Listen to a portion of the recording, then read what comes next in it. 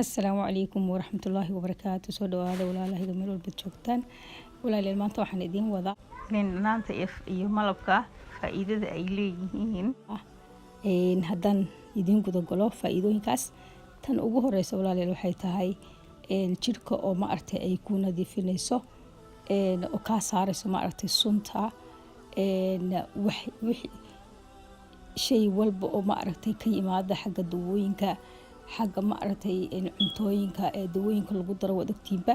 yacni maadaama aan qurbo joogno cuntooyinka la beeraa waxay wataan ma aragtay parasites ama yacni sun baa lagu buufiyaa, suntaasoo ka dhalisa waxyaalo badan oo jirkeena u daran oo sun yacni caloosha u daran yacni ayay kaa nadiifinaysaa. Dawooyinka markaad qaadatid sidoo kale iyadana way kaa nadiifinaysaa, soo jirka dham yacni calooshay ku nadiifinaysaa. Tan kale waxa weeye calool adayga ayay ma aragtay aad iyo aad ugu fiican tahay. Ha moogaanin calool adayga haddaad ma aragtay liintan iyo malabka isku dartid, calool adayga ayay ma aragtay ay kaa caawinaysaa. Uma baahnid intaad dhakhtarka tagtid inaad dhahdid ii qor dawo caloosha socodsiisa.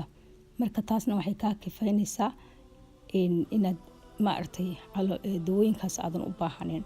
Tan kale waxa weeye walaalayaal timaha iyo maqaarka iyo waxay u fiican tahay ma aragtay cidiyaha.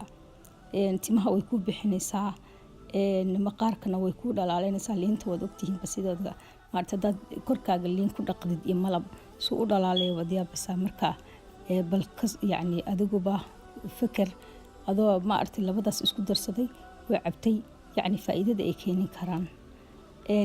cidiyahana way u fiican tahay, xataa cidiyaha korkooda waad marin kartaa haddaad u baahan tahay.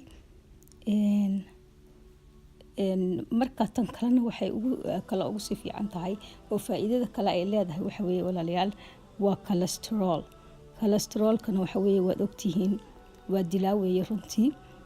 qof cayilan ama qof ma aragtay caataysanba labadaba uma kala ma aragtay aabba soocayso, kulligood isku sibay ku qabanaysaa. cholesterol hadduu kayo, cholesterolku waxa weeye marka waa dilaa, wadnaha ayuuna ma aragtay qofka ku dhuftaa marka ugu dambeysa. marka cholesterolka aad bay ugu fiican tahay ha moogaanin iyadana.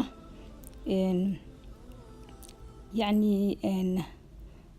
intaa kaliya oo ma aragtay cholesterolka kaliya uma fiicna, kaligeed ma aha, xataa lafaha bay u fiican tahay, wadnahana wuu u fiican yahay maadaama ay ma aragtay ay subagii hoos kaaga dhigayso. waxa weeye wadnuhuna ma aragtay wuxuu noqonayaa wadno caafimaad leh, lafahana aad bay ugu fiican tahay. taasna tan kalena waxa weeye walaal ma aragtay dhiigga dadka istaaga ama dhiiggaasoo ma aragtay xididada qaada ama xagga wadnaha ka yimaado ama boodad iyo lugaha ha maro ama madaxa ha ka socdo yacni ha maro dhiigga xinjiraha noqda. kaasna aad iyo aad bay ma aragtay ugu fiican tahay liinta iyo malabka oo la isku darsado maasha Allah. ta kalena walaal waxa weeye iyadana dadka ma aragtay caloosha cayilka ku leh waxaa laga yaabaa in ma aragtay calool cayil weyn inayn markiiba kaa waxaynaynin, laakiin waxaa laga wadaa in ay ma aragtay subagii shiilayso sida ma aragtay cuntada hadda markaad cuntidoo kale oo digestkaaga caloosha dheefshiidkaagu hadduu shaqaynayo wax walbana ma aragtay waxay noqonayaan ma aragtay subagii dhammaabaa dhalaalaya hadday dheefshiidkaagu aad iyo u fiican yahay. marka waxay kaa caawinaysaa dheefshiidkaagu inuu aad si fiican u shaqeeyo oo subagii kaa kalaya ma aragtay calooshii ay ka gubaysaa. marka iyadana aad iyo aad bay ma aragtay waxtarkeedu cajiib uu yahay. waxay kaloo u fiican tahay walaalayaal dhiigkarka, yacni dhiigkarka aad iyo aad bay ugu fiican tahay dadka dhiigkarka qaba. marka dadka dhiigkarka qaba dhiigoodii ma aragtay cirka marayay ayay hoos u dhigaysaa. marka iyadana waxtarkaasi aad iyo aad u muhiima weeye, waayo qofku hadduu dhiigkarku ku dhufto waad ogtihiin xaaladiisa iyo dhibaatada uu keeno. ta kale ma aragtay ugu dambeysana waxay tahay walaalayaal waxa weeye waxay kaloo u fiican tahay rheumatismka. liintan iyo malabka markaad isku dartid waxtarkeeda lafaha ayay ka shaqaysiinaysaa wuxuu u fiican yani lafihii baa si fiican kuu dhaqdhaqaaqaya oo ma aragtay jilcaya meelaha iska haysteen wasaqdii iyo qurunkii ma aragtay toxiga ama wixii xumaa oo kaaga jiray iyo suntii haddaad tahay qof dawooyin qaataba waad ogtahay kala goosyada waxaa fadhiista sun baa fadhiisata suntaasoo ma aragtay kuu diidaysa inay lafahaagii si fiican ay sidii ilaahay ugu talagalay ay u dhaqdhaqaaqaan marka aad bay taasna kaaga caawinaysaa marka haddaba intaasoo faa'iido ah waan soo sheegnay walaalahaygow marka waxay tahay su-aasha ugu dambeysa sidee baynu isugu dardaraynaa sidee la isugu daraa marka taas ayaan u gudagelaynaa hadda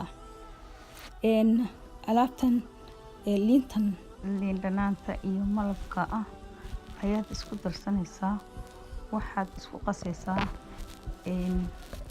qaado barhkeed liin dhanaan ah iyo qaado barhkeed olive oil ah isku darsanaysaa markaad isku darsatid waad isku qasaysaa markaad isku qastid waxaad samaynaysaa biyo yarna waad ku darsanaysaa subaxii ayaad cabaysaa inta aadan markaad subaxii soo kacdid inta aadan quraacda cunin yacni quraacda ka hor ayaad cunaysaa marka waa wax aad iyo aad u fudud manafacaadkeeduna aad iyo aad u badan tahay marka ha moogaanina haddii aad ma aragtay maanta intaas ayaan kusoo koobaya walaalayaal haddii aad nagu cusub tahay subscribe like share ma aragtay comment below